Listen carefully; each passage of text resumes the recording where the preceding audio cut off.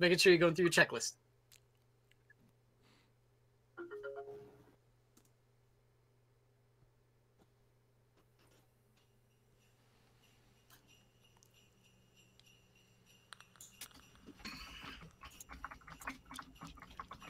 Hey everybody, thanks for being here.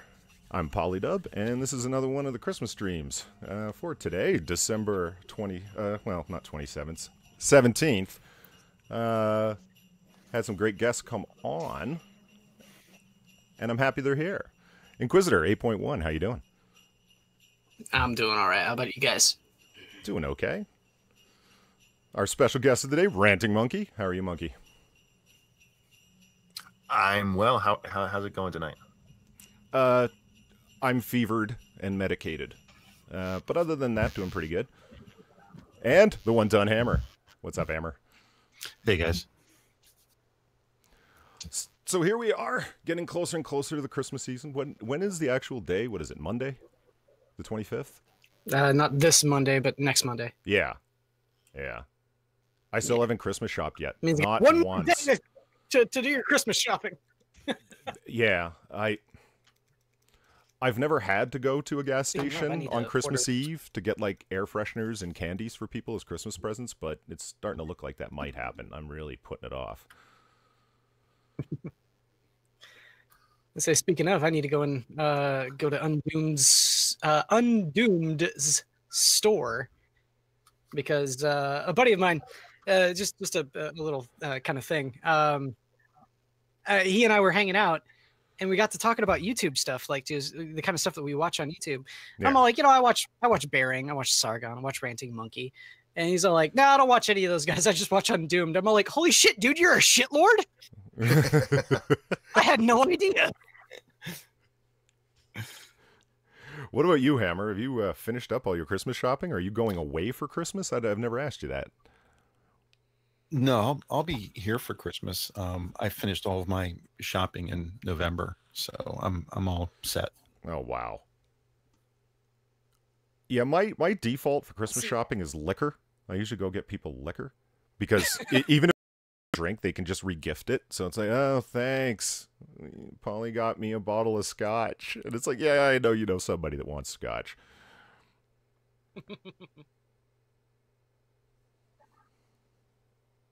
Yeah, I finished all my stuff in November. I don't have many people to shop for. My mom, my sister, and brother, and they're scattered around the states. So, and then the girls here, and that's it. So it didn't take long to get everything finished. Very nice. One thing I was thinking about today is that a lot of people have talked about on different streams when they start talking about Christmas foods and cuisine around the season. All the candies have come up, and cookies and baked goods and stuff like that. But something I haven't heard about a lot is the actual Christmas Eve dinner, Christmas Day dinner. I have never had a Christmas goose, even though that's the classic Victorian thing. Have any of y'all ever done that? Ever eaten goose, or more specifically a Christmas one? No, I've never had goose in my life. No. I'm American. We don't eat that shit. There's lots of geese in the U.S. What are you talking about? They're all yeah, but over nobody the place. Eats them because we're civilized. Well, that, and it's also illegal. You'll get people coming down on your head if you shoot Canadian geese. I don't know why. They're fucking vermin. And angry vermin. I mean, yeah. Have you ever been corralled by a group of them? They will surround you.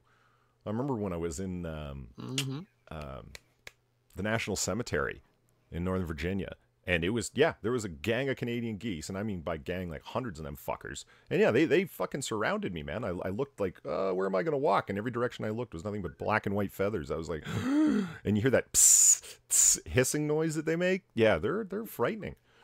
Oh, yeah. Birds are horrible. I don't... Fuck them. They're only good for dinner. And everyone's heard the phrase... Everyone's heard the bird brain thing.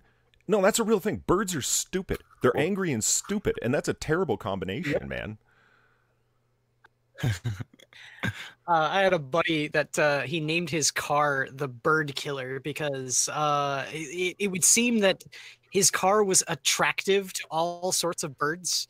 Like there was one time he was driving and he had the windows open and a sparrow had flown while he's going like 60 miles an hour in through one of the windows, and he was going like it didn't quite equalize on the sort of momentum scale. So while he's going 60, it flew in through the window, so it smacked the back of the windshield and just splattered all over the place. Oh, jeez. He was talking about how he was driving and a goose was challenging him, and he's all like, "Oh, it'll move." So he just very slowly ran this goose over. Just like idling, just slowly crushing this goose. I'm like, dude, seriously, you should never be around birds. So no geese for Christmas, no Christmas goose. So what is it, Monkey? Do you have a traditional? Is it turkey? You're replicating the Thanksgiving thing? You do a prime rib? What's the story? We have tacos. No shit. True story. Yeah, when the kids were little. That's great. When the kids were little, we told them we wanted Thanksgiving to be traditional, and they aren't big fans of that kind of food, turkey, stuffing, that kind of stuff. So we told them we'll do Thanksgiving traditional, and they could pick what they wanted for Christmas dinner. And it was unanimous that they wanted tacos. So we've done that since they were really, really little. That's hilarious. That's awesome. I've done prime rib. I've done Virginia ham. I've done all sorts of things, but never tacos. Oh yeah, tacos. It's the American thing to do. I will not take on your cultural appropriation ideas. Not doing it. Feliz Navidad is theirs. What do you normally do? Who, me? Yeah. It varies. It varies. I'll tell you what I want to do. I bring this up because you know who does it right? The Italians, specifically the Napolitan from Naples. I have got to get a girlfriend from Naples, or at least an Italian-American girlfriend, because so many Italian-Americans are from the Naples region. Holy shit, do they do Christmas and do it right. It's just food, and more food. That's Italy in general. Well, yeah, just Christmas Eve is a massive dinner, and so is Christmas Day. It's not one or the other, it's both. And traditional, every kind of fish you can imagine, every kind of seafood you can imagine. And then Christmas Day is... Well, it starts out with the antipasto and then goes into the soup, the traditional soup that they serve at Christmas, and then into the pasta dish, and then the bird, which is often a goose. In your face, Monkey. It's American as hell. And it's not American. You just told us it's Italian. I said Italian-American. It's different. It's... I feel like you're splitting hairs there. Yeah, it's a bit of a stretch. I don't know. I'm down for any cultural tradition that stretches it out that far, where it's like, no, we have to have multiple days of multiple dishes. Yeah, it sounds like a great idea. That's why Americans are fat. Just eat one giant meal. I have no idea why I'm getting so many buffering complaints. Yeah, I see it buffering myself. I'm not sure what's up with the lag. That kind of sucks. I'm encoding properly. Yeah, I'm seeing us buffering a little bit. That's not too bad. These are the... I'm only hearing... I'm hearing just a little bit from Polly. Everybody else sounds fine. Yeah? These are the tribulations that happen with an Inception stream. It's a little bit tough to run this many things at once. What exactly is an Inception stream? Are you looking... Should I give them the history? You could. Yeah, you should. Are you looking at the live stream itself right now, Monkey? Like on my channel? I usually keep my... Well, no, the stream itself, you pause, and then the stream window itself I have turned way down. So, well, if you take a look at the screen itself, you will see what an Inception stream is. Yeah, if you look at what's being broadcast, you'll see the Inception stream. The Inception stream, the whole idea came along one day when Polly and I and Sanguine were working on how to set up OBS, and we felt that the regular streams weren't very exciting. What was being broadcast in a regular Google Hangout screen was kind of boring. I mean, it would switch between pictures and all that kind of stuff, but that was all it was really basically doing, and they all looked the same. Looking at the live stream and I was trying to think, how can we make the zoo different? So I said, well, we can't run 2 streams. And saying, we said, well, you can't run 2 streams, but you can still do a hangout and a stream through OBS at the same time. But he wasn't sure. So we said, well, let's try it. So I set up a hangout, and we all joined the hangout. And then while the hangout was running and we're all talking the hangout, I set up a second stream through OBS. I pulled in pieces of the hangout into the OBS stream. So you're kind of doing 2 different things at 2 different times at the same time. That's where the Inception word came from the movie, The Inception. So if you look at the live broadcast, you're seeing the hangout screen being broadcast live. Yeah, I see it. Yeah, but we're not actually broadcasting the actual hangouts except through OBS. It's really weird. The advantage of doing it, I mean, if you've ever seen YouTube Saints, Wizard of Cause is Skyping in, and you can definitely do it, like piece it together through Elements and OBS to do that. The reason why we like it so much is it provides the advantage of just shooting somebody the Google Hangouts link, like I did, here, Monkey, here's the link.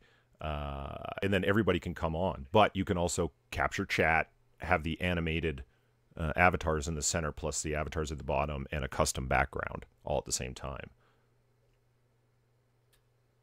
Yeah, all of these streamers that you see, like Matt Christensen and such, they all Skype people in. That's how they have multiple pictures. And it's great for a person who's face camming. But for people who don't face cam, that becomes very static and very silly. So we were trying to find a way of making it dynamic went out with people who weren't going to necessarily be face camming. This is what we came up with. Gotcha. Okay. Yeah. Hopefully it often fails because it's a new technique and we're just, working on it. But overall, I like it. And one of these days you got to teach me how to do it so that way I can do it on my night for the Minions. I was telling Monkey earlier, I spent most of the day today working on the Minions account, trying to get it straightened out. And while I was working on that, I also bandicammed my screen on how to set up an Inception stream properly. So all I have to do is upload that to my thing and shoot you the link, up that to my channel and shoot you the link. And it's a step by step. First you do this, then you do this, and then you do this, and you type this here. It's all very straightforward and laid out. So if you just follow it, put it on, to the side of your screen and follow it along, you'll end up with an Inception stream. Oh, cool. All right. What I want to try and experiment on is streaming from my Android, just to see what happens. From your phone? Yeah. Why would you want to stream from a less powerful platform? I'm just curious to see what would happen. I mean, there's a whole bunch of the Minions that are constantly talking about that. I don't have a laptop that's capable. Just to see what would happen. I want to try streaming from my phone, and it got me thinking. I'd like to try that just to see how it would work.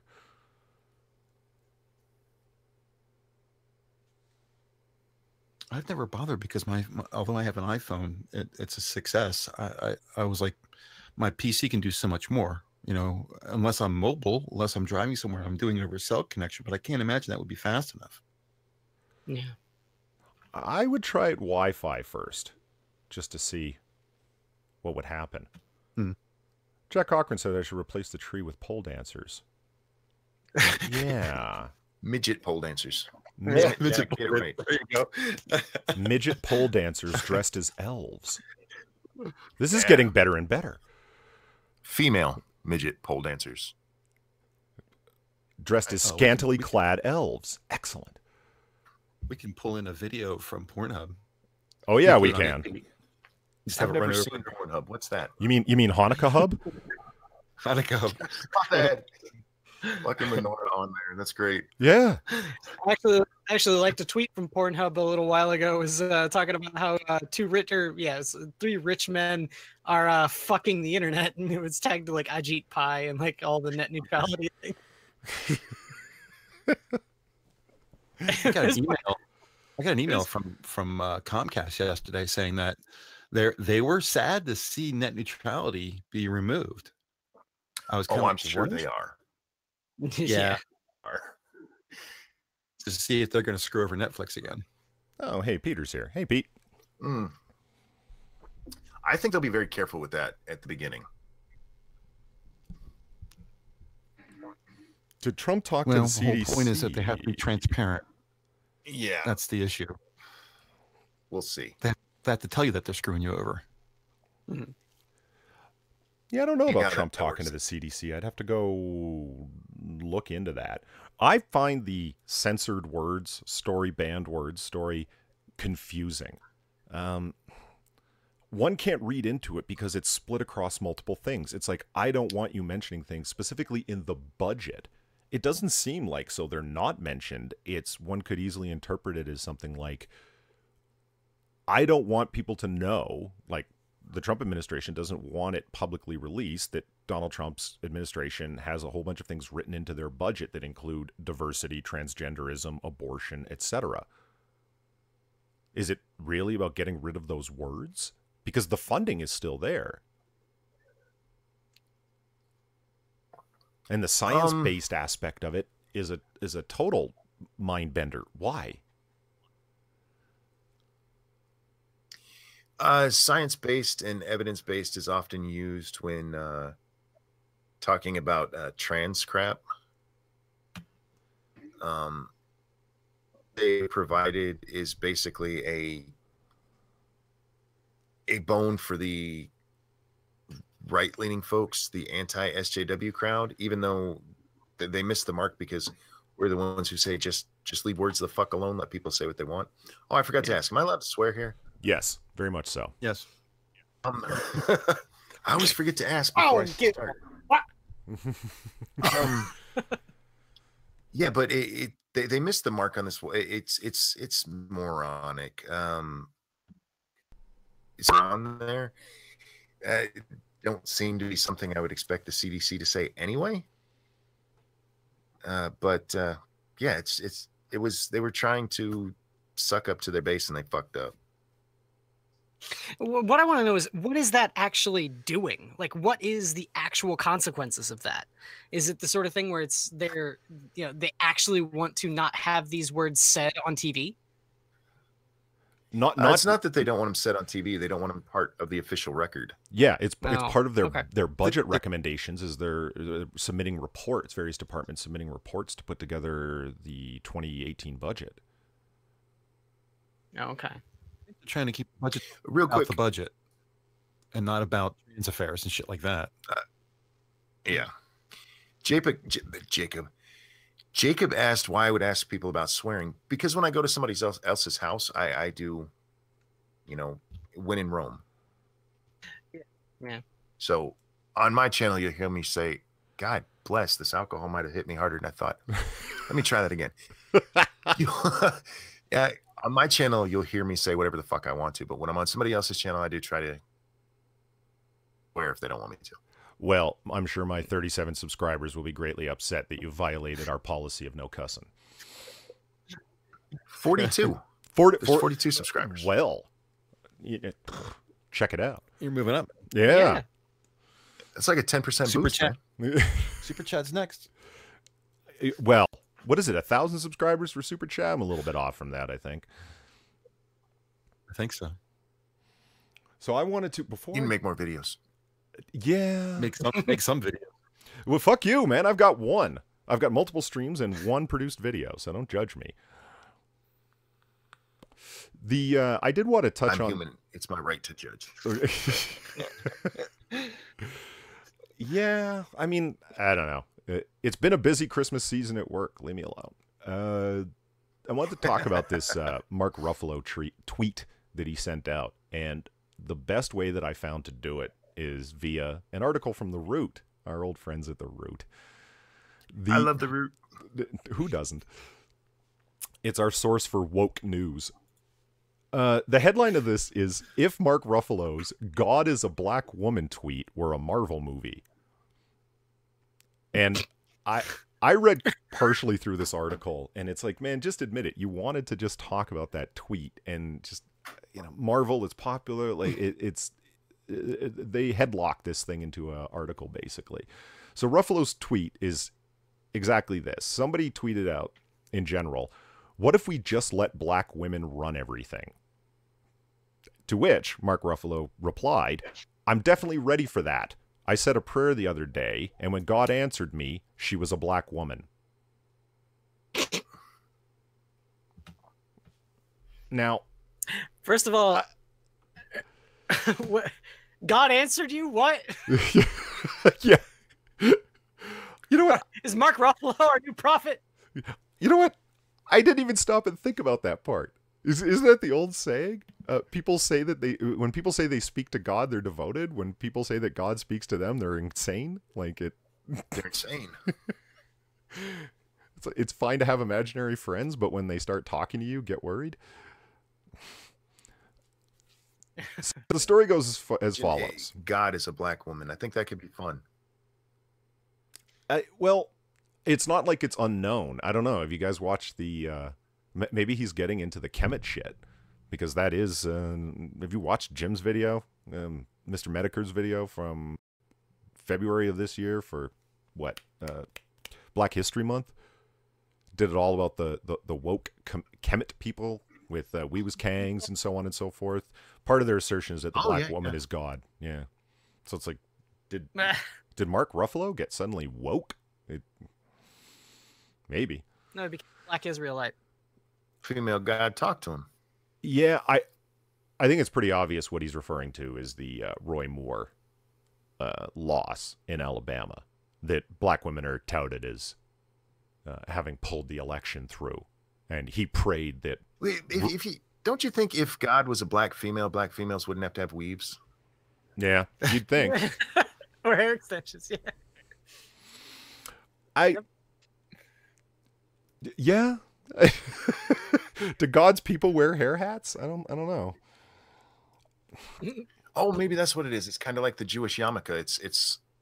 That's their headdress. Oh no, you didn't. What I know is one way or another, it's cultural appropriation. Stop wearing other people's hair. So wait, does that mean if a balding man gets hair plugs, it's cultural appropriation? Yes. If their hair plugs in the form of a Jamaican's dreadlocks, yeah.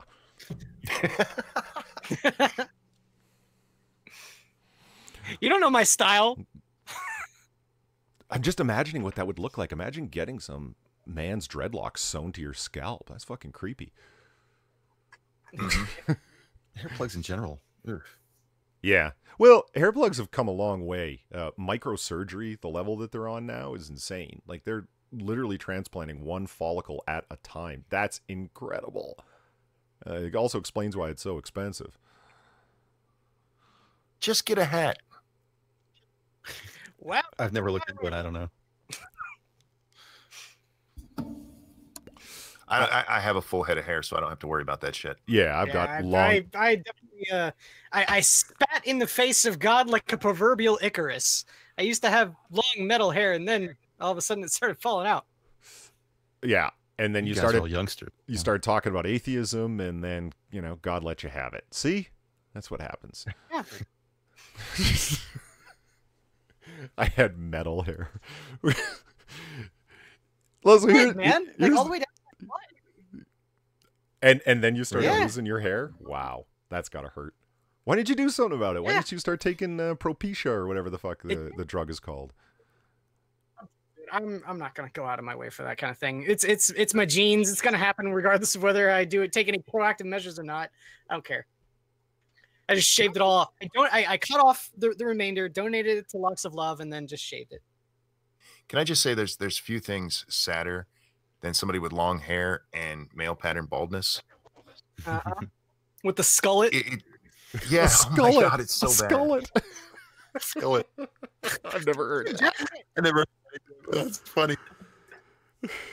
Jeff was saying is like he said a long time ago that he's like I'm starting to see my hairline receding, man. Fuck it, I'm just gonna keep my dreadlocks all the way out. I don't care if I have a skullet. And then he cut his hair. I'm all like, oh, what was that about the skullet there, Jeff?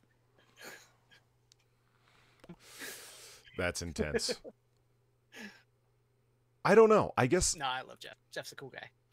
I guess I could see the reasoning of it. Like you've had long hair, and even though you're losing your hair on top, you just don't want to cut it off the sides. I'm trying to figure out what would be motivating someone to do that.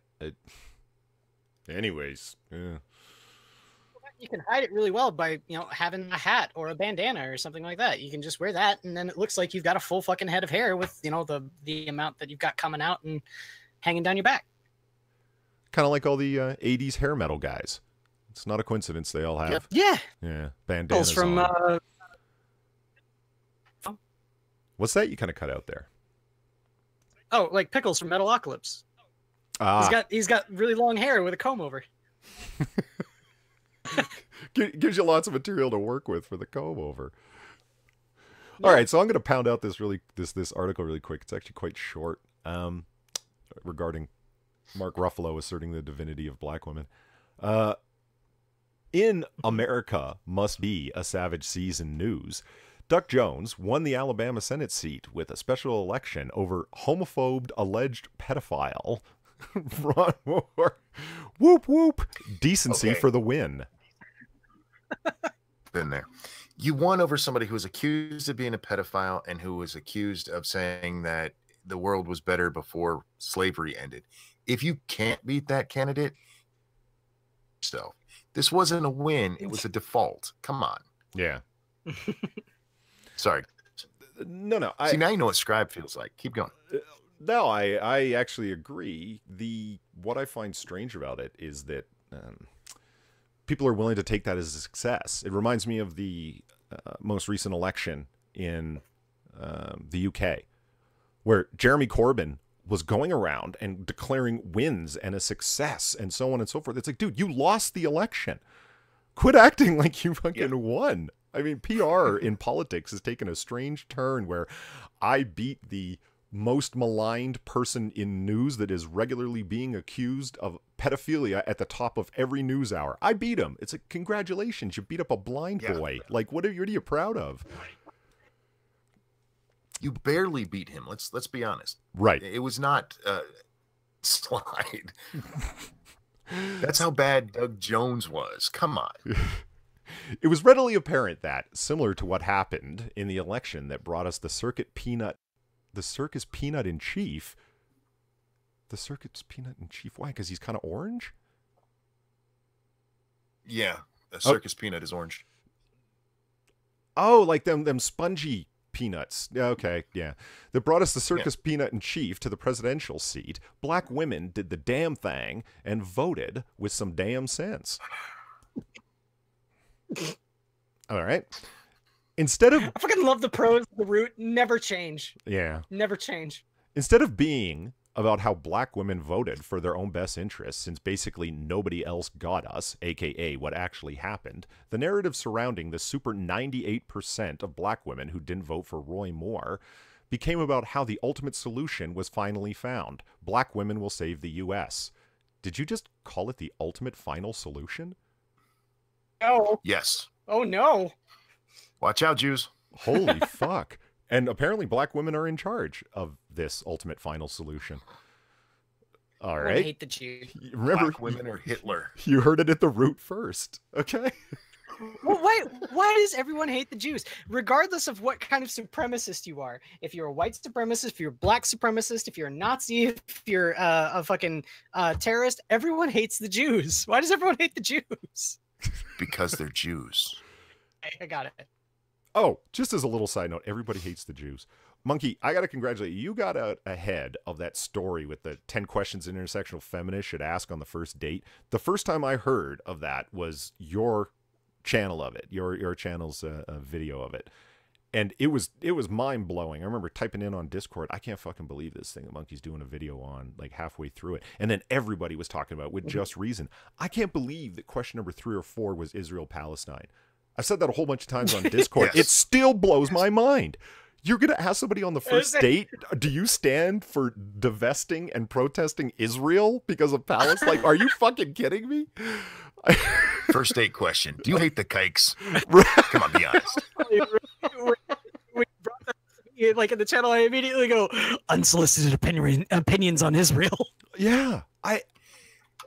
Is actually that she says you can't, she won't even be friends with people who don't agree with her on that. So she won't even be friends with people who don't hate the Jews. I don't even want to get into her thing around Islam and stuff. I mean, I went and looked at other articles of hers, and everything is just slag on Christianity by virtue of the fact that it's Western and for no other reason particularly, but then is quick to stand up for the persecuted religion of Islam. And it's like, you've got to be fucking kidding me, woman. Are you mad? Yeah, she is. She's just stupid. And this is why I keep saying we can't stop fighting social justice, because this is stuff that is going mainstream. Even the crazy is going mainstream now. I've beaten it back to a certain percentage on YouTube, but in the real world, it hasn't gone anywhere. It's still very strong. Exactly. People being a doctoral student and working at a campus, people ask me a lot of time, is it as bad as people say that it is? Yes. Yeah. It absolutely is. What happened to Lindsay Shepherd, the TA at Sir Wilfrid Laurier in Ontario, Canada, hit me hard. And yeah, I freaked out about it. I talked about it when I was on the stream with you and Scribe. I'm glad Bering did 2 videos on it. I was like, more. I want, you know what I mean? Because this is the way that it is. I was never put in her position, particularly like before a tribunal like that. But yeah, that's the atmosphere. That's the climate, definitely. And something we need like to ship these people to Syria. Yeah, along with Riley Dennis. Yeah, but we know because Riley told us that Islam is very trans friendly, so she'll be fine over there. Yeah, indeed. I don't want Riley Dennis to go over there because I like, as much as I don't like the things that Riley Dennis says, I don't want him to be hurled off of a rooftop. That's true. He won't, according to him. Well, isn't that a crucial difference? Diversity in comics is constantly talking about that the comic creators from Marvel and so forth are talking about, like, tweeting out, I want to punch so-and-so in the face, and the 10 most punchable faces of 2017, a senior editor at Marvel tweeted out the other day and then listed them off and fantasized in detail about how Kellyanne Conway, about him punching her, that violence against women is justified in this case. Where is the violence? Like, when have you ever heard Sargon talking about, like, you know, punching a woman? Like, wanting to. Yeah. There's a lack of fantasy of violence from those who do not like social justice. But social justice warriors are constantly talking about engaging in acts of violence. I don't want to see Riley thrown off a roof either. Like, I mean, seriously, that would be... If you heard Riley was beat the fuck up, I'd feel bad. I'd be like, whoa, I didn't want that. Yeah, me too, man. Yeah. Well, this is the thing with social justice. They project their worst attributes. And it's not just with this. I mean, lying about people, flagging videos, which, yes, has started going the other way as well. But anytime you hear them talking about horrible things other people do, you can be assured it's what they're doing. Yeah. I kind of like to see Riley get thrown off a roof. Maybe if it was like one story and he landed on like a big pillow or something. I get your point. You never know what it's like to be in a fight until you've been in one. You want her to experience the mortal danger, as it were, but not have any of the consequences. You're horrible, Hammer. You're horrible. Well, just give him a little push and let him know this is what it would feel like.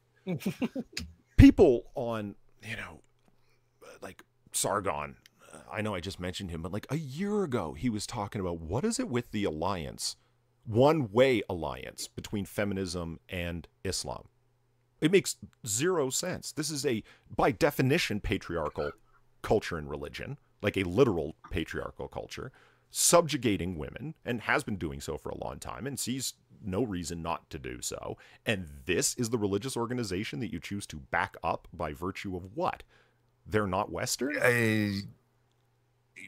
No, because after 9/11, George Bush attacked majority Muslim country, and they became the people we had to protect. It all goes back to George Bush. They hated him with a passion, and yeah, so they had to be the protected class. And that guy we also have to thank for the saying "religion of peace." Man, this guy just fucked everybody, didn't he? I was gonna say that's the whole thing about that with George Bush. George Bush is the one that started the whole religion of peace thing. So if anything, they're using his rhetoric in a roundabout way for apologetics for Islam. Well, it wasn't even so much what he said, because George Bush wasn't hardcore anti-Muslim. It was Republicans who supported him that were. Mhm. That's, I mean, they, your Christian conservatives who had been getting beat over the head for the last 2 decades are like, excuse me, these people just killed 3,000 folks and you have nothing to say.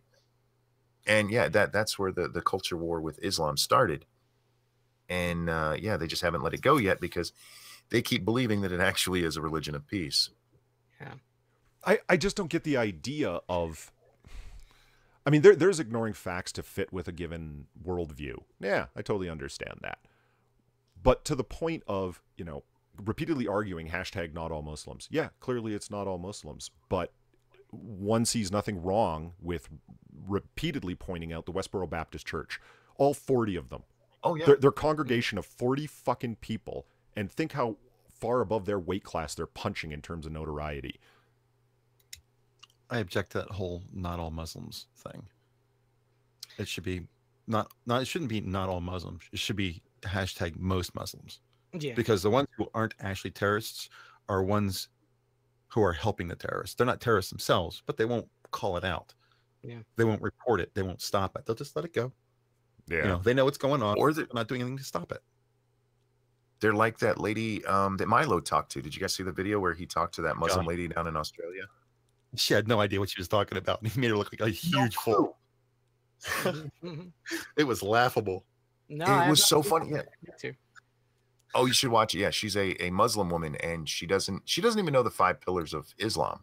Now I couldn't quote them to you because I could. That's terrible. She didn't know them.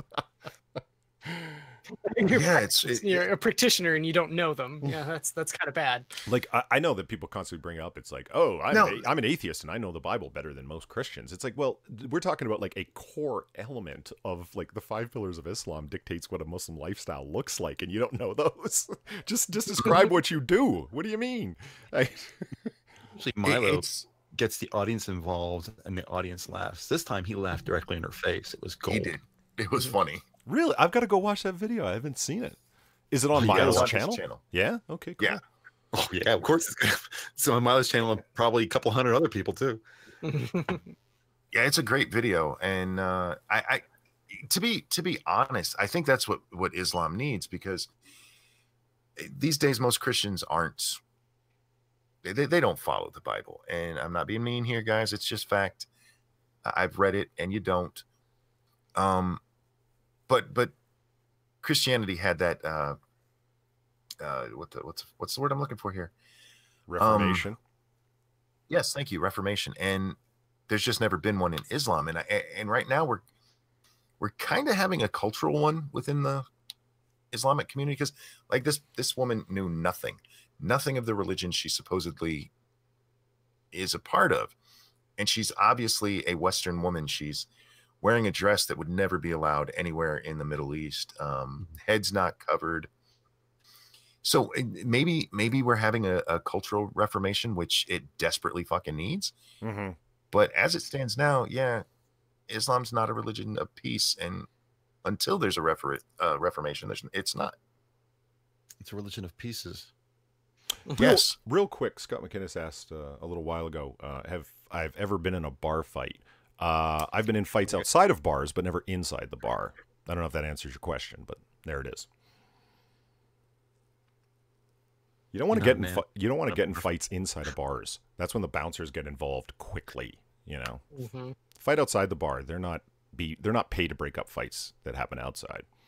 No, they'll come out and watch it. Yeah, Right outside and punch apart. Lay down bets. Run outside and watch it. Yeah. All right, so here's the last little bit of this article, and then we'll move on to something else. They came out, yeah, the ultimate final solution, that's right, and the ultimate final solution is black women will save the U.S. Listen to black women, thank black women tried to tell y'all, and so on. Lots of folks rightly pointed out that the, quote, thoughts and prayers vibe of those empty tweets that rarely, if ever, came to any tangible follow-through, but then Mark Ruffalo happened. And then I won't repeat his tweet that came here. Jigga what? Pause for uproarious giggle fits. Okay. This tweet brings us to something that has irked me and many other black women. Yes, it's about damn time you gave us our just due. But at this point, the applauding and lauding has Millie rocked onto the fetishizing territory. Sprinkling fairy dust onto us and deifying us has become so trendy. I swear there are I fake la me some black women's the mostest. Jesus Christ. Someone's trying too hard. Like that, and she says that it happens on Twitter. Really, people tweet that? That's sad. Yes, we are magic.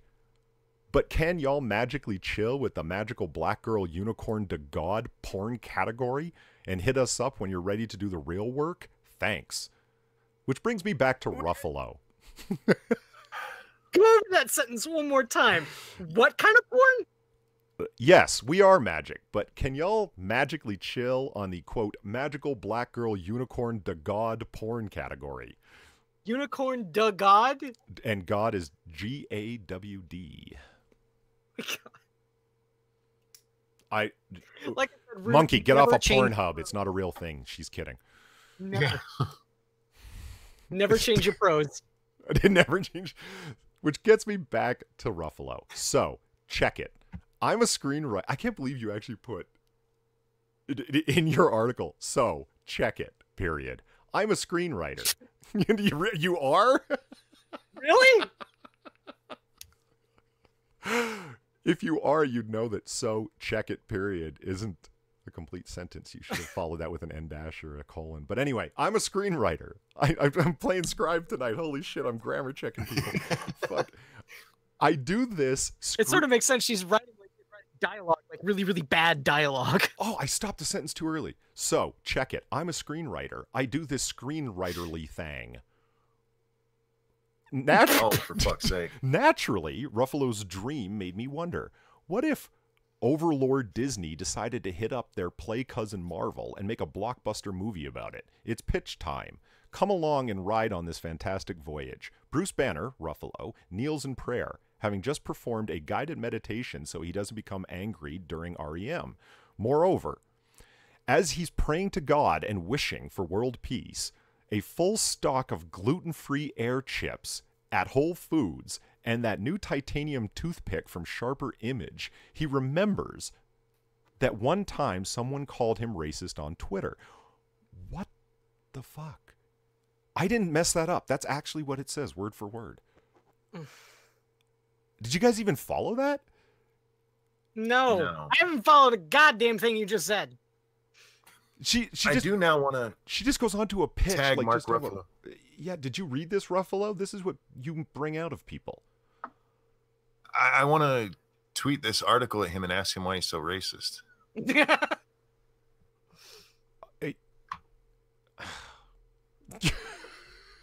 Why are you so racist, Mark Ruffalo? You want a black woman god? What's wrong with a white woman god? Huh? You racist. Is that the end of the article? What about an Asian woman? It's the end of the article for me. Yes. I'm done because she just goes on to keep talking. Like I'm just reading through it, and it's just like this is you're filling space. Like there's this wasn't it supposed to be about Mark Ruffalo? Why is she talking about how she's a screenwriter? No one cares. Talking about it's a 2-sentence tweet that she really liked from Ruffalo and turned it into an article and somehow connected it to Marvel and her screenwriterly ability to pitch a movie. Listening. Who knows? Maybe they might get her and her streetwiseness to write the America Chavez movie. Yeah. I'm done with that. I mean, it was too strange to follow. So let me tell you guys a story about the Christmas camel that visits George Washington's home every year at Christmas. Did that make sense? No. No. But true story. There's a Christmas camel named Aladdin that visits George Washington's home every year. I kid you not. So this article that I was reading brought this up, and I'm like, oh yeah, I forgot about that. If you've never done Christmas at Mount Vernon, George Washington's home and estate there in Northern Virginia, you should go check it out. Number one, it's a beautiful place. Number two, it's open 365 days a year because Washington's home, Mount Vernon, is still owned privately It's not owned by the government or the state or anything like that. It's owned by the Mount Vernon Ladies Association and has been since, the early 1800s. And so they keep it open because Washington, being who he was, loved Christmas in a big way. So he would have people come over. He made Christmas a big thing of pageantry and guests and food and so on and so forth. Knowing that, they keep Christmas a big deal there at Mount Vernon as well. So the multiple days and 12 days they do the whole thing. Washington, in 1787, paid 18 shillings to bring a camel to Mount Vernon. Why? Well, it's kind of an interesting story, or not, but it's very Christmassy one way or another. Camels are a classic nativity animal, and at the time in the late 1700s, exotic animals were a big thing to go to. They were like the zoo of their time, and if you could get an animal over from, a camel or a giraffe, what have you, over, it was a big thing, and people would pay to see it. There was a man who owned a camel in Alexandria, Virginia, not too far from Mount Vernon. And Washington shelled out 18 shillings to have him be there for a live nativity scene, as it were. So they recreate that every year and bring a camel over from a local zoo, and his name is Aladdin. So if you go to Mount Vernon, Washington's home, there, like right now, there'll be a camel there. I love that. Washington's 20 minutes from my house. Is it really? That's sweet. Have you ever gone to Mount Vernon? You ever seen it? I've been to Mount Vernon, but I've never been to his house. Okay. It's funny. I'm a half an hour away from the Washington Monument. I've never actually been there. I used to work in D.C. Never been to the White House. You've been to D.C., right, Monkey? Oh, no, never been. Really? Nope. Oh, you should go check it out. The National Mall is really, really something to see. You didn't go up inside the Washington Monument. I got to do that a few years back, and it is wild to see Washington, D.C. from the top of the Washington Monument, from the little windows they have up there. I'd be afraid of the vulture. It's okay. Spidey will show up to save you. Spider-Man Homecoming reference. You want to talk about incredible detail. You know when Spidey crawls up to the top of the Washington Monument and then like flips backwards over the top? They even bothered to make the little metal top of the pyramid, the capstone, out of aluminum. They colored it aluminum colored like it is in real life. Any guesses why it's aluminum? They ran out of brick. Lightning. It's not electrically conductive. Yeah, it is the tallest thing in Washington, D.C. by a long shot. So what they would have created is a giant lightning rod if they would have made it out of any ferrous metal. Somebody had to tell me that. I was like, oh yeah, see, I would have fucked that up. I would have made it out of gold or something just to be cool. And gold, yeah, the most electrically conductive metal. Exactly, Polly designs the capstone and blows up this thing that cost untold sums of treasure to build. Yeah. And electrocutes all of the people inside. Yeah. I mean, I got to admit, I'm a little curious. Like, okay, so lightning would strike it, yes, but stone, which it's largely made out of, wouldn't conduct it. So what would happen? Would like the whole Washington Monument just blow up? It depends. What are the stairs made of? Just the tip. Someone else finds another way to make a phallic reference to the Washington Monument. That's shocking. Scott asked if he's the only one that hated Spider-Man Homecoming. You should watch me and Scribe talk about it on a stream. No, you're not. I will not hear this. Spider-Man Homecoming was a fine film. It was shit. No. It had Laura Harrier. Therefore, by definition, is awesome. Who was she? She was Liz, Spider-Man's girlfriend, Peter Parker's girlfriend. It's Spider-Man. Oh. If it doesn't have Venom, I could give a shit. Come on. Venom didn't come along for too long. There's so many better. I like Venom, don't get me wrong, but I just wish they would get away from some of the. It was nice to see Vulture. If I have to see Green Goblin again related to Spider-Man, it's much like seeing Uncle Ben die. I don't care for it. I don't need to see it. No, I agree. Yeah, I agree. There were some scenes that were genuinely good. The interaction with him and Tony Stark, that was really good. The ferry, trying to hold a ferry together, and Iron Man coming in and saving the day, that kind of thing. That was a great scene. the fight at the end with Vulture, great scene. So there's a lot of great scenes, but there's a lot of bad fluff in between I didn't like. The scene on the ferry, it pissed me off because that's where he comes up and I would be nothing without this suit, and there's nothing in the movie so far that makes that all true. Yeah, it was out of place. Yeah, and every fight he gets in, he survives by accident. That bothered me. I liked the fight scenes. I mean, they were great, but in every one he survives by accident, and it pissed me off. I just don't think that there was any need to have a second Iron Man relationship between a technological suit worn by somebody who's acting as a vigilante superhero, and they speak to this suit in this repartee kind of way. It's like, that's Iron Man. Why did you feel the need to recreate that with Spider-Man? I don't understand. I get the idea that it's like a suit that does special things, and they needed the conflict for Peter Parker to say, I don't need the suit, I'm a hero in and of myself. But I don't know. That was the only part that I really didn't like. I thought it was pretty corny at times, but whatever. You know, it survived. If you're not an old school Spider-Man fan, I've heard it's great. My wife loved it. I know lots of people have seen it that loved it. I want a traditional Spider-Man movie. I don't want him to be some kid that Tony Stark had to give a fucking suit to. Mm-hmm. Let him be Spider-Man for a while. I am an old school Spider-Man fan. You know, my long boxes of comics can, you know, demonstrate my cred on that. But I don't know. Like, I'm kind of cynical when it comes to superhero movies, where it's just accept that it's not going to be good.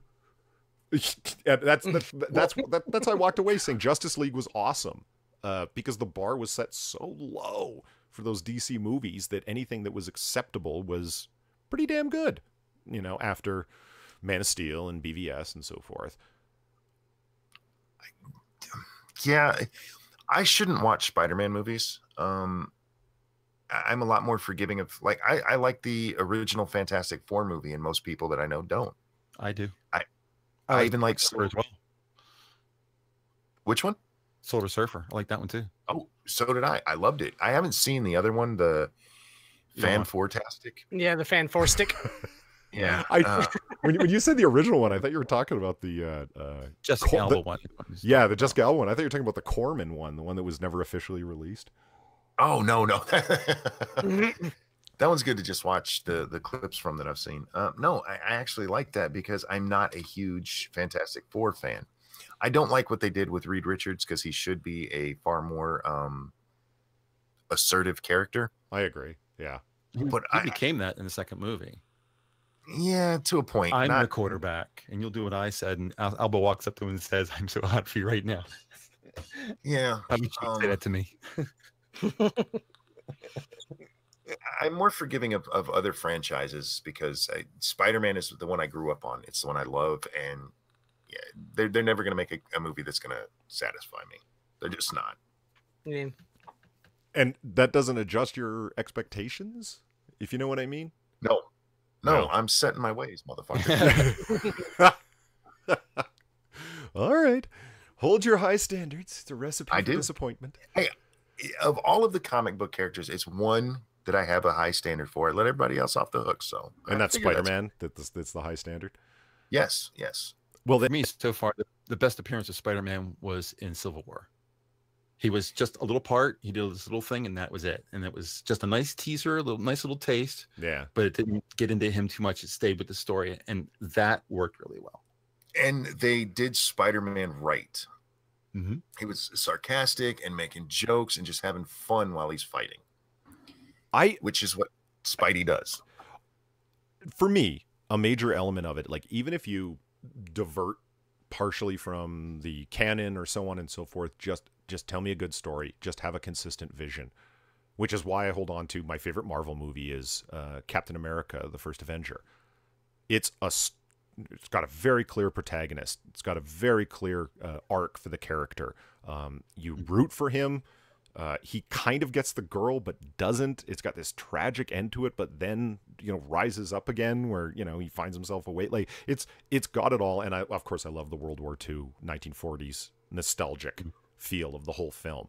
That's the best Marvel movie in my opinion because it's the best told story. I think Winter Soldier's better. I just as a story, and I liked the first Avenger. Don't get me wrong, but for me, seriously, my favorite Marvel movie, and it's not even made by Marvel. Deadpool. Deadpool was. I watched that movie 4 times when I first got the DVD.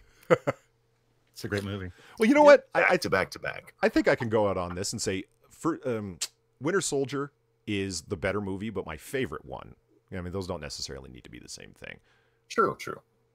You know, I can recognize that it's going to appeal to more people and is a very, very well told story. And goddamn, do they make Captain America look like an ultra fucking badass in Winter Soldier?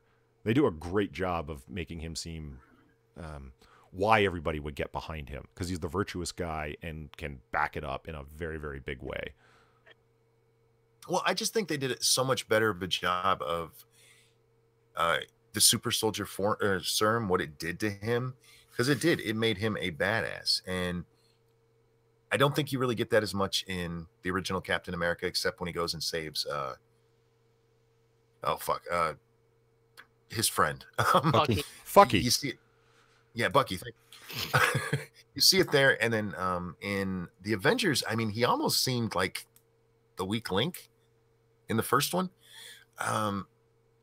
But Winter Soldier, yeah, they did him right there. You don't think that? I mean, he had no idea how to do anything with his powers. Like he hadn't developed them and trained and so on and so forth. You didn't like the aspects of. You didn't think he came across as a particularly powerful person in First Avenger. No, I really don't. No, I think Iron Man was the big daddy. Well, Iron Man seems to be always the best one. If you were to pick an Avengers movie for me, it would be an Iron Man one. I've always been a huge Iron Man fan, and they did a really good job in Iron Man 1, so I would pick that. I mean, that started everything off. If Iron Man 1 would have failed, you wouldn't have seen half the movies that you're seeing now.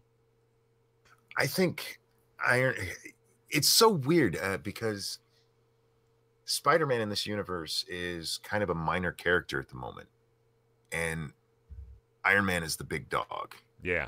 And in the comics, it was never that way. Iron Man was never the big draw. Yeah, it's a turnaround, all right. Yeah. But you're absolutely right about Iron Man, the first one. I fucking love that movie. It's great. Yeah. And truth be told, there's a lot of good Marvel movies. You can pick the worst one. I mean, the Hulk is pretty easy to point to. Well, it depends on the Hulk. Both of them, they're both shit. I'm not gonna lie. Yeah, there has never been a successful Hulk movie yet. The one with Edward Norton is pretty good. Do you take Edward Norton as a good Bruce Banner, though? Yeah. Yeah? No. That movie? Yeah. I did. I thought the fight with Abomination was awesome, but that's the only good part about that movie, in my opinion. I don't know. I think I'm always going to be an Iron Man fan. He's got the short game. He's got the long game. He's got so many backup plans. His backup plans have backup plans. It's just, I was amazed that he actually lost and he almost won to beating up Captain America. That was so close to being, I thought he was going to win. What did you think about Iron Man 3? What was with the ending? Where did it all go? I know a lot of people get caught up in the Mandarin aspect of it, like in terms of criticism of the Mandarin aspect of it. For me, what I found so annoying was what did he call it? The fire sale whatever he asked Jarvis to do, which is like bring out all the suits and I'm gonna blow them all up. I just why did all that happen? Where did it go? He's on this character arc of I've got this anxiety because of what happened in New York. I thought that was so cool. This guy who displays ultimate overconfidence constantly is now having panic attacks over a brush with death. Interesting. And it ends up with him, I'm going to get this thing taken out of my chest and I'm going to blow up all my Iron Man suits. And it's tenuous, the reasons why. I mean, they were there, but they're thin. So Iron Man 3 was pretty cool, but I just didn't get the end of it at all. Like, why the hell did you go there? I thought Iron Man 3 was a better movie than Iron Man 2. No. No. Nah, I can't agree. Mute him. He's not allowed to talk. No. Just to be clear, wrong constantly. Iron Man 3. The assertion is Iron Man 3 is a better film than Iron Man 2. Yeah. Yes, it is. He's right. No. Yeah. No, it's not. Yeah. No. And I ain't muting myself, so No. you know. Yeah. Like seriously, No. Iron Man 2, are you fucking kidding me? That Tony Stark is Okay. Movie. I'll do it since he won't do it to himself. Iron Man 2 was a great movie. 3 was okay. I didn't mind. You're muted, by the way, Polly. I hated the end of Iron Man 3. I'm not a huge Iron Man fan, so the problems with the Mandarin didn't bother me. I thought it was a great twist for the movie. Hey, welcome back, Polly. Thank you. It's always nice to be welcome back to my I've own done this stream. I have to agree with Monkey on this one. That the actual visuals of Iron Man 3, the production value and that kind of stuff, pretty good. Acting, pretty good. The story, terrible. The story was absolutely very thin and didn't make sense in a lot of places, and I didn't like it at all. Do I need to remind you too that Iron Man 3 has Rebecca Hall? Yeah, I understand your bias. I admit it's a bias. It's like the same thing with Laura Harrier. I mean, it's like the first time I had to watch Iron Man 3 over again because I was like, someone's like, "What'd you think of the story?" And I was like, "Story?" There was I don't know. I was Blah. yeah. I'm sorry. I find Rebecca Hall absolutely captivating. So I just kind of Probably get hung up on the girls sometimes. It doesn't happen all the time, but when they're particularly, yeah, there you go. No, you're just wrong. Just gonna throw that out. No, there's no way around it. You're just wrong. And the end, yeah, the suits coming in to fight, they all get destroyed. That was just, oh my god. The only part I did like the him having to go off and basically rebuild himself. That was kind of neat to take him out of being, Superman. And I did like the Mandarin. When he turns out to just be a joke, I thought that was funny as hell. But they killed it with the ending. They just ruined that movie for me. Now, see, that's funny. Like, at least it's a presentation of Spider-Man films, or at least a presentation that approximate what was going on in the comic books. Iron Man fans and Marvel files from back in the day were absolutely vexed and had their pantaloons in a bunch over what they did to Mandarin. Like, Mandarin's a deadly serious enemy. He's a mortal villain to Iron Man, and they turned him into, the joke that he was. Yeah. Mm-hmm. Yeah. So it's like, but again, this is why it's better for me to watch anything other than Spider-Man. Just don't don't touch my Spider-Man is really where you come down on it. Well, it's not just that. I don't know as much about the other franchises. Right. So it's a lot easier for me to forgive things that I didn't know were a problem. See, another point that came up in chat, somebody, I think it was Scott, mentioned Spider-Man Homecoming was a diversity fest. Yeah, it was. And if you let that annoy you, like, just don't go to the theater. Diversity fest? No, there was some diversity in it, forced diversity, but it wasn't. The entire cast wasn't black. Here's my problem with the diversity. It's not that they were black, other than MJ. At the end of the movie, I actually said out loud when she said, "My name's MJ," or whatever it was. I actually said, "Fuck you." Bullshit. Yeah, that's the same thing I did. I said bullshit. Yeah, I said it in the theater. Fuck I was like, "Oh god." Yeah, the only one that was really bad there, other than Ned being fat, which makes no sense, was Flash being a geek. Mm-hmm. Flash is supposed to be a football player. I don't care if you make him the darkest black man you've ever seen. Put Wesley Snipes in there. I don't care, but make him a football player. That's what he's supposed to be. See, I don't get stuff. I feel attacked when stuff like that happens. And here's what I mean by that. It's like, we're going to take the characters' names and then make them completely different people. Here's Ned, and this is what he's like in the comics. We're going to take this character who's got nothing to do with that. We're going to name him Ned. Same thing with MJ and same thing with Flash. And it's like, and then the drooling, friendless, childless comic book fans will show up simply because all the names are on things, but we'll tell the story that we want to tell. So we've got a built-in audience. Like, that's my cynical view of what they're doing. Yeah, it's kind of like how they shot Jimmy Olsen in the head in the beginning of BVS. It's Well, the same thing with the Star Trek franchise. oh Here's god, my name. It's Star Trek. Now let's make it something completely nothing to do with Star Trek. Well, Exactly and this is the Star Trek Discovery thing is the worst example of that, when like feeling not attacked, I guess that's not the right word, feeling used, where it's like, you drooling idiots, you'll show up because we called it Star Trek, and now we're going to go do whatever the fuck we want with it. And we'll charge you money for every episode on top of it. Yeah. Oh, come on. And for the first and only time, I'm going to reference communist in space here in chat. It's like, just because a movie has an agenda doesn't mean it's bad. No, whether that was a troll comment or not, it's a true statement. No, it doesn't mean that it's bad. And Hammer and I had a discussion on Discord the other night. Here's how TOS did the race issue back in the day, and here's how Enterprise did the race issue in this particular episode. One was intelligent and elevated the discussion in an interesting way, and the other one was ham-fisted and said nothing, just said, hey, racism is a thing. Yep, exactly. And so it's like, can you have an agenda in a film? Of course you can. But for Christ's sake, your highly paid writers do it well. Yeah. See, I'm not even sure they had an agenda with Spider-Man, other than, you know, we need to diversify. My problem with it, if you go back to the original Spider-Man comics, one of the things that made him such a wonderful character is he was alone. He dealt with all of this shit by himself. And in this one, they give him a best friend who he can, you know, complain to and talk to. No, the whole point of it is that the weight of the world is on this kid's shoulders. Yeah.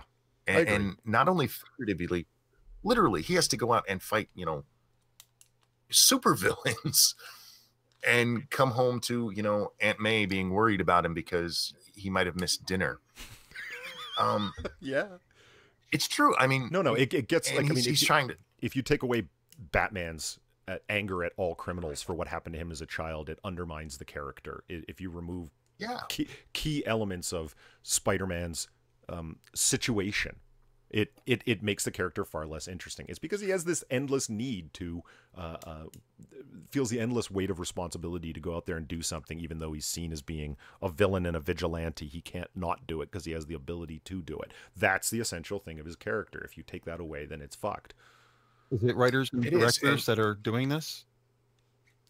I'm sorry, I didn't catch that. What was that?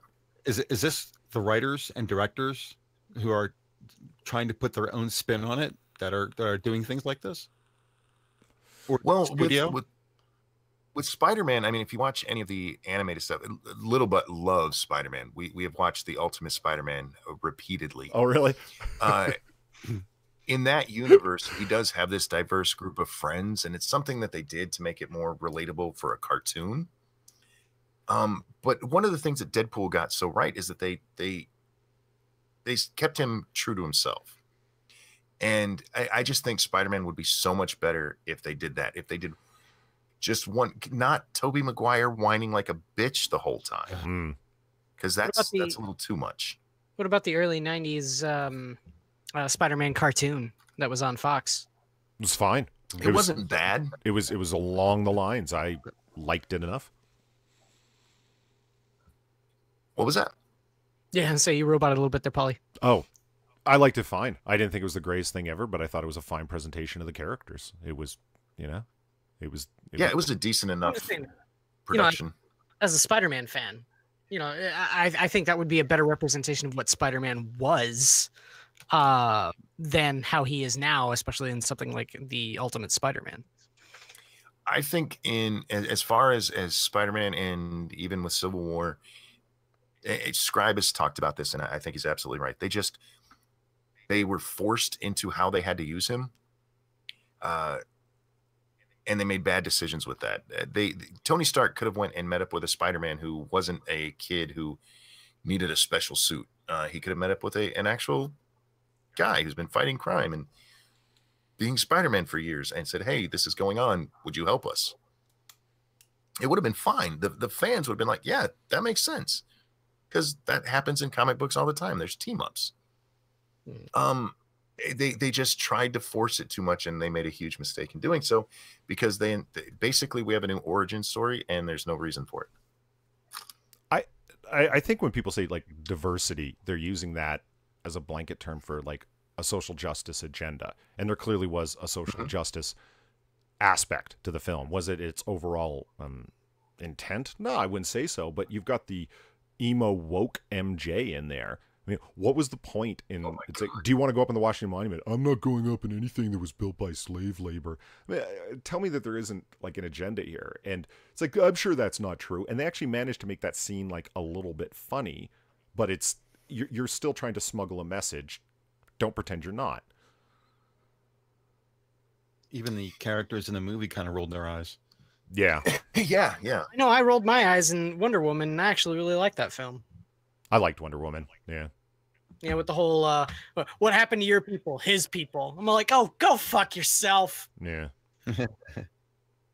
I think there was less social justice in Wonder Woman than there was in Spider-Man. There was like one or two off the cuff remarks that I just kind of rolled my eyes at in Wonder Woman, but yeah. I'm telling you guys, it'll be 15 years from now, and the talk will be about what was with the social justice moral panic. Why did everybody become transgender? I hope so. I'm not sure you're right. I hope that they come, but I don't know. I'm remaining optimistic. I mean, remember the everybody talks about the moral panic in the 1980s. I mean, I wasn't old enough to be able to absorb it perfectly and be aware in a conscientious manner what was going on. But they're talking like, oh, Satan worshipers are everywhere, and heavy metal music is the tool of the devil. That went away. But that was never as big as it was made up to be. One of the reasons that got press is because the press has always been more progressive than the rest of the country. It just has. And so you had people who were doing stories about this. Look at the crazy Christians. That's how it was done. You're not getting that with this stuff. This is instead what you're getting is news reporters with their hashtag Me Too bullshit. We live in a different time where what we see as crazy now is actually mainstream, and not in a minor way. I mean, if you go back to, say, McCarthyism and the have you no decency, we're not going to have that kind of moment in this unless something really fucking weird happens. This is becoming the way of the world, and the only way it's going to stop is with the younger generation. I don't know. You don't coming up who you don't buy the things about Generation Z. They're more conservative. I think Generation Z's got to go to college eventually. Yeah. Well, to get things a little bit more back on track on Christmassy thing, I went to a Christmas party. Thank you, by the way. I swear this has a point. Okay. It does connect. I went to a Christmas party for my company last night, right? And I remarked about it on Discord. I was amazed. I was sitting at the table with on one side there were three people. It was two couples, and then a white man and his wife, who is Filipino. But anyway, one half of the table were immigrants. The other half of the table were white people, right? Mm-hmm. Well, the immigrants were sitting there talking, and I had absolutely no part in this. They chose the subject matter, and they're the ones that started talking about it. They were talking about how hard it is to immigrate to the United States, about, green card troubles, about all the kind of rigmarole that they're going through, but they're all doing it. So they even the people from Peru and from Cuba brought up the fact that they that they were they felt a little incredulous about people coming over the border from Mexico and just getting into the U.S. illegally. And then they were also talking about the stricter immigration policies and taking of refugees from Islamic countries for a very good reason. Now the thing about it was I didn't say anything about this. I'm just sitting there listening to the conversations. And then on the other side of the table, there was a bunch of white people talking about their kids going into college and about how they were saying that they were amazed because their kids were coming home and watching stuff like Sargon of Akkad and Bering and stuff like that, because they had to take a forced diversity class or a rape course that had absolutely nothing to do with what they were studying in college. They had to pay the tuition costs to take this class that talked down to them about how now you shouldn't rape. Like, oh, geez, I didn't know that already. and you know, they were lamenting about that, and then they were finding ways to combat that online. And all of these people were somewhat older than me. They were probably like in their 40s or 50s, and their kids are obviously now this whole huge Generation Z sort of thing. And I didn't need to say anything. I'm just sitting there listening to the conversation. Like, man, if only you knew. This is the kind of stuff that I've been, you know, either listening to people talk about or talking about myself online for a very long time. And it's amazing to see that there are some people, like off the cuff, didn't really know them. I've only been with that company for, God, I think like maybe 4 months, that are like, regardless of political views, because some of them were probably a bit more conservative, and some of them were probably a bit more liberal, but they were all sharing the same sort of ideas about how social justice and apologetics for not only Islam, but then of course all of the kind of creep in academia is kind of pushing everything aside for one sort of agenda. And if you don't agree with us, then you're wrong. So I get the hope that would come out of something like that, but I think there's, I mean, and cool, but I mean, I agree that the like social justice is winning, like they've won, and the idea of giving up on it that Monkey did in his video, for example, and then what you just said now. I hear you, but for some reason, somebody who's like a calcified, crusty cynic like myself still does not buy that this thing is going to continue for very long. It needs opposition to continue to exist. It can't exist in a vacuum by itself. It's by definition reactionary as fuck. Feminism is getting a worse and worse name the more time that goes on. People do not want to identify as this. The hardest hit that Hillary Clinton took in terms of polling during the campaign for 2016 was the deplorable speech. Yeah. And so and like many left groups, the reaction is to double down. That's, you know, being a poli-sci guy. Yeah, that's what left groups worldwide do when they've suffered a loss, is double down and enter into self-purging. And that's exactly what the DNC has done. They're not coming out very strong, considering Donald Trump is who he is, like crude and crass and et cetera, all the things he is. You think they'd be losing worse. I have to take off here. Oh, okay. Well, thank you for coming along, Monkey. I appreciate you sitting in.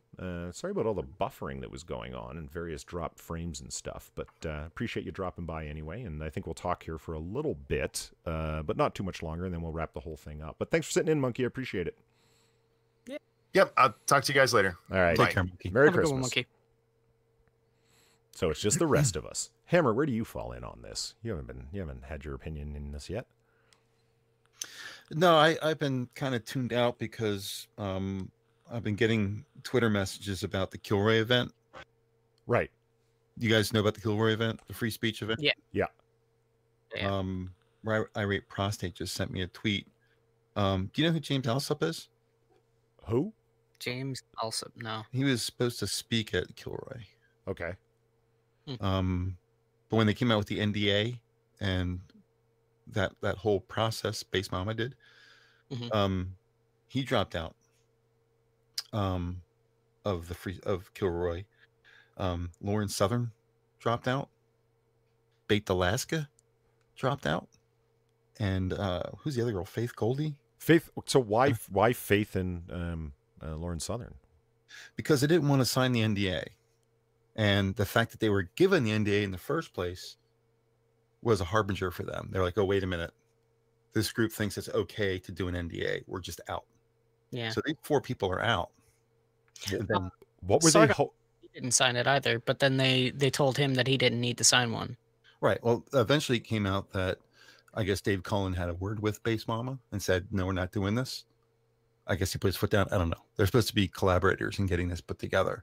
So they rescinded the NDA, but these 4 dropped out before that opportunity was given to them. Yeah. And they're not interested in coming back because the fact that you would put an NDA in the first place, whether it was justified or not, they didn't want having to do with somebody who would do that. I'm sorry. Can you explain to me again what information was it they were hoping to sequester with the NDA?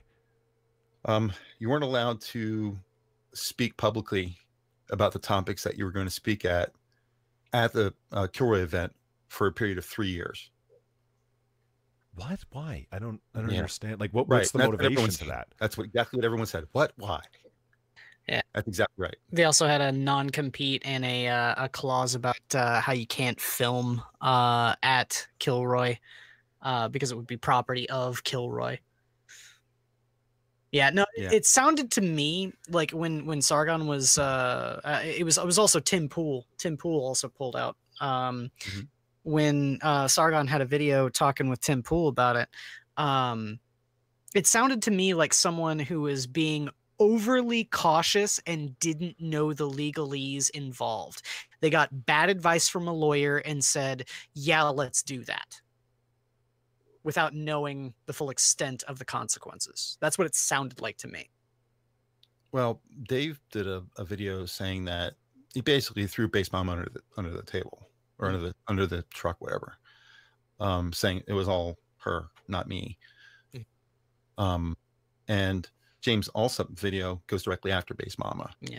Apparently, you heard about this whole thing with Crown T. Oh yeah. Yeah. Supposedly, being on their server, they were able to dox anybody who connected to that server. And people who connected to that server, which is basically, I guess, a white supremacist kind of server. I think that's the idea behind it. People like that girl with an opinion and Base Mama were actually on that server. So here's a person who's doing a free speech conference on a server that doxes people. So he did a big video on it, and it was pretty impactful. I don't know how much it's been proliferated around the net, but Irate Prostate seems to have his fingers on a lot of this kind of stuff. And he was the one who sent it to me. I was like, wow. Yeah. I'll say I do subscribe to Dave Cullen, but I haven't been keeping up with a lot of his videos. I wanted to get Monkey's opinion on it, but he had to run, so... I'm baffled as to what's going on with Kraut's server, the whole thing. I mean, in a lot of ways, it's not even worth attempting to investigate because it's so Byzantine in its confusion. I'm not going to get anywhere near it. Kraut put up a video today, and it's indicative of what he's dealing with, even if largely by his own design.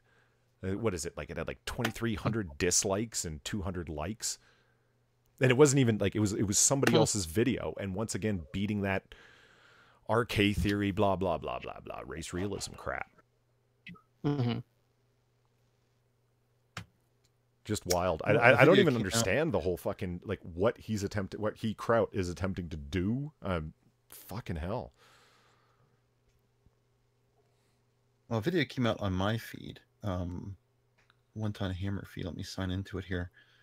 That I don't know who made it, but it was something along the lines of Crown T is over, quote unquote.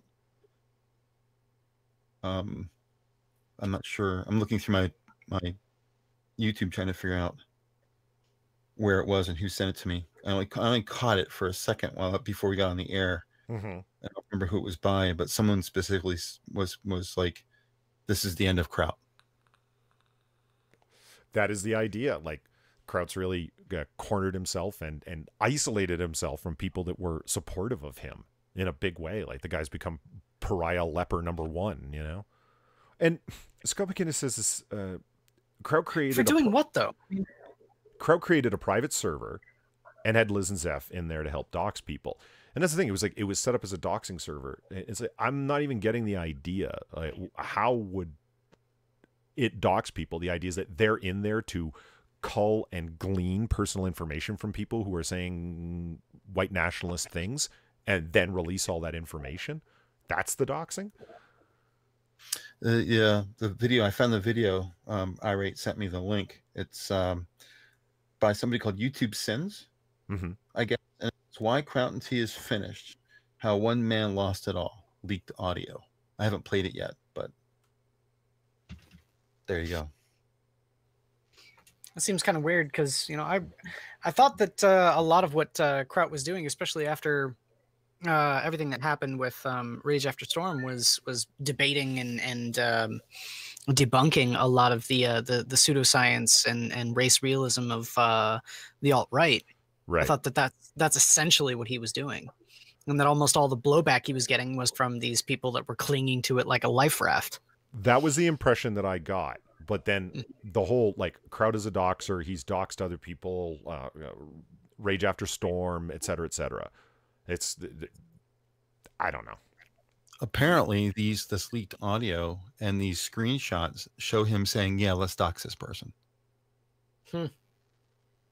So, how are we doing on time there, Chief?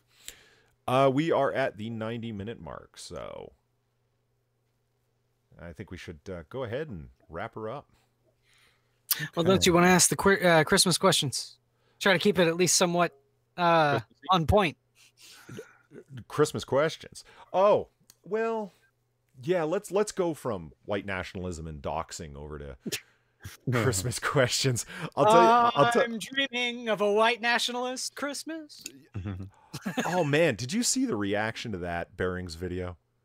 No, not yet. He did a quick little 3-segment, I'm going to call it, video, and the final one was, oh shit, what university was it? British University, and they said, are you dreaming of a white campus? Because they have no snow. It's like a completely dry ground winter entirely so far.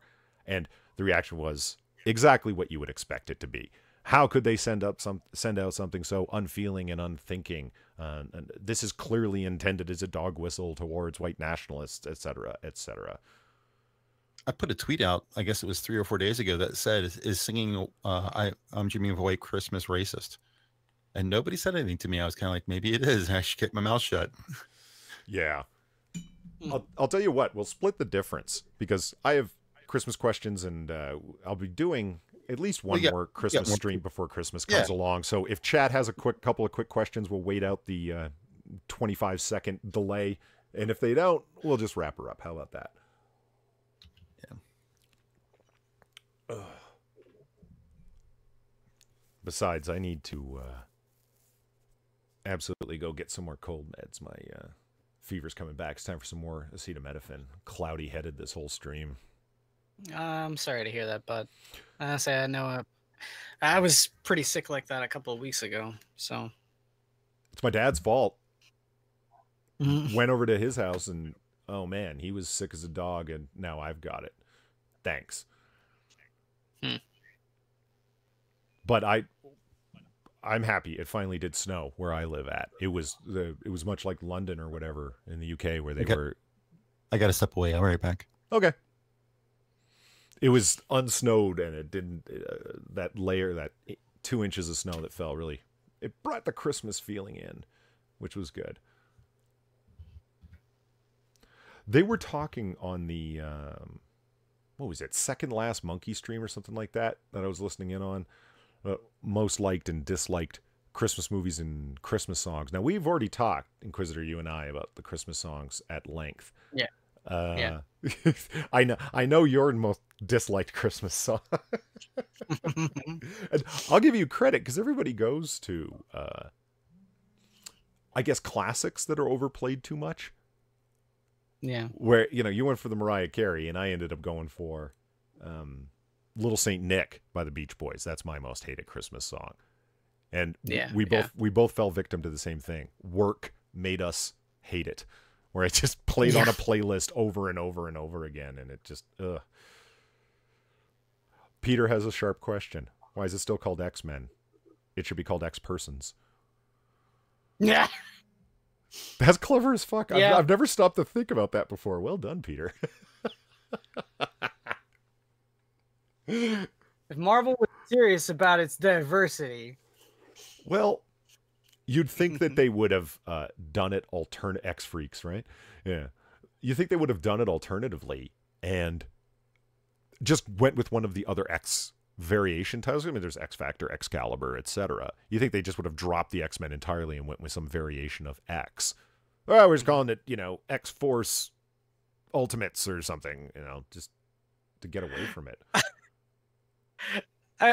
I guess you'll thank me after I say this. I'm in the YouTube Saints chat right now. Someone asked Cinema Snob today if cereal was soup. And I don't know. I didn't watch Brad's stream, but yeah. I watched a Brad Tries today. Brad Tries Christmas cola from Japan. That was the shortest Brad Tries I have ever seen. It's supposed to taste like cake, and he opens it up. After tasted like crap. He insulted the fuck out of Mountain Dew's Holiday Brew, and then said I've never even tasted this, I've never even smelled it, but it's got to be better than Mountain Dew's Holiday Brew. And I was like, okay. And so he opens it and smells it. It says, it smells like sugar. Drinks. He goes, oh my god, this is so sweet. This is basically liquid icing soda. It's so sweet, but holy shit, does that Mountain Dew Christmas brew? Does it suck? It's terrible. It's awful. And then it ends. I was like, wow, 3 minutes. You bookended it with your hatred of Mountain Dew, and it said it was just like a sugar bomb, and that's it. And I was like, wow, that was the weakest Brad Tries I've ever seen, man. You were just really shitting out a video there, weren't you? He was probably behind the 8 ball and needed a video or something. Yeah, exactly. Just went into his fridge and what strange shit from the land of the rising sun do I have in here? Oh, look, Christmas cola. I remember I was fascinated that there was an octopus soda in Japan. Yep. Because of course there is. It's Japan. But being a big fan of octopus and squid and shit, I'd love to try it. Just as because it's not going to taste fishy, because octopus doesn't taste fishy. No, it doesn't. And octopus is a very mild flavor. I'm curious if they managed to pull it off. Excuse me. Jacob Jett is angry because he likes Mountain Dew Holiday Brew, damn it. It tastes weird. It's like what? It's Mountain Dew and Mountain Dew Code Red mixed, right? That's what he said. That's what it tastes like. Yeah, that's what he claimed. Yeah. I believe him because he knows his sodas real well. I, not being a fan of Mountain Dew Code Red's pretty good. Code Red as a Slurpee is particularly good, but I don't know it very well, and I definitely don't know Mountain Dew Original very well. Mountain Dew Original tastes musty and weird to me. That's just me. I don't. Good thing Zelthor is in here because he loves it and he'd fucking freak out in all kinds of ways. Yeah. Octopus soda. What the fuck, Japan? If you think that's as weird as Japan gets, man, you're in for some shocking surprises if you look into it, man. I was talking about how jealous I am of the candy variations that they have in Japan, like the Kit Kat bars, for example. Coffee cola Kit Kat? Yeah, hook it up. I want to try that. Green tea Kit Kat? Far said it was disgusting. Said she bought it for her dad and it was gross. Mountain Dew. Yeah. It was funny. A buddy of mine once bought what was it? Men's Pocky. If you don't know what Pocky is, no, I know Pocky. Okay, you know Pocky? Oh yeah. Well, it was Men's Pocky. I swear to God, it tasted like grass clippings. What do you mean, Men's Pocky? I don't. That's what it was called. It was called Men's Pocky. Like as in for the male of the species? Yes. MEN''S.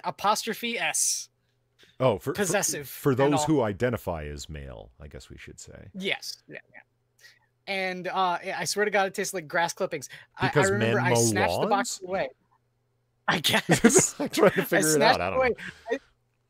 I just started eating them one by one. And a friend's like, dude, do you like that? And I just go, these taste like shit. And I just keep eating them. You know what I love? That this video has 14 likes, but there's never been one point where there are at least 14 people watching. What the hell? Go figure. Nah, it's fine. It's fine. Yeah, I'm not gonna. Have 14 likes. I only see 5. 15 likes. You need to. You only see 5. I see 15. Maybe my monitor's lying to me. I don't know. So kind of waiting for Hammer to come back. He's probably off taking care of something that popped up. He gets lots of messages out of nowhere he needs to take care of. So yeah, we'll just go ahead and wrap her up now. Thanks, chat, for showing up. Really appreciate it. You guys are fun as always. And Ranting Monkey can't be here to sign off, but I'm sure he would if he were here. And same thing for Hammer. But I definitely appreciate both of them coming along. You should. I know you guys probably check out Ranting Monkey's channel. If you don't, like, come on, what's wrong with you? He's awesome. Check out Hammer's material too. He's got some great stuff. Inquisitor, thank you for being here and riding it out to the end. I really appreciate it, especially showing up after the last minute invite. That was pretty cool. Oh, that's fine. That was the last minute invite. I thought he was scheduled all along. Well, let's say that I planned to and never got around to it. Well, I was going to invite Pop Tart. Actually, was the plan. All right.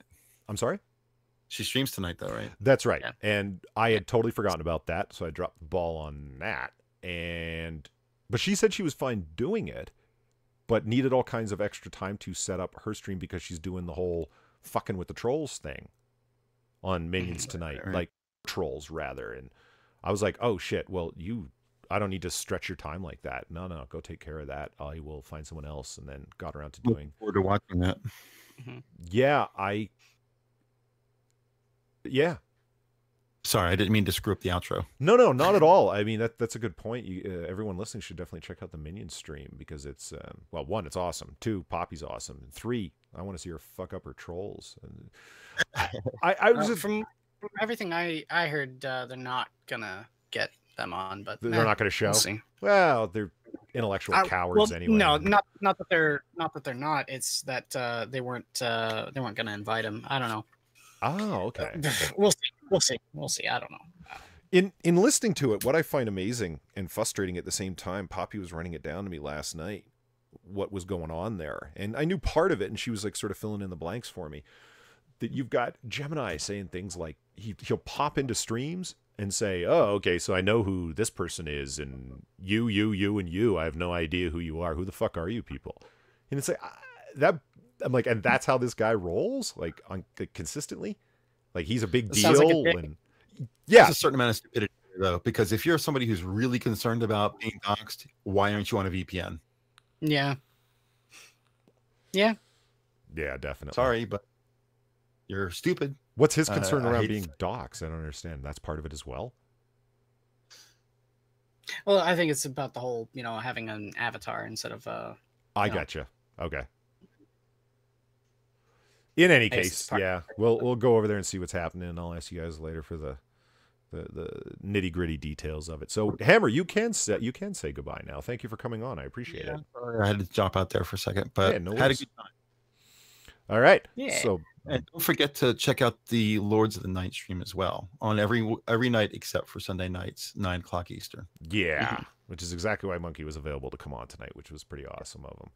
Yeah. So, Lords of the Night, you got to check out Monkey Alone and SDA, and Scribe's channels are fucking awesome, and Hammer's got a lot of material. Inquisitor's doing gaming and miniature painting, and I need to do more of that. yeah. And there's a massive audience for that, man. You got to get on that. That I'm sure would be popular. Yeah, no, yeah. I've got a really tall Storm statue that I'm going to be painting up for my mother, because Storm was her favorite character from the X-Men. Right. Back when I was really into the X-Men, so I figured I'd buy that and paint it up. But yeah, it's kind of a departure from the miniatures. But yeah. All right. Cool. After trying to say goodbye for over 5 minutes, I think I'll finally just say goodbye. Merry Christmas, everyone. Good night, everybody. Merry Christmas. Merry Christmas.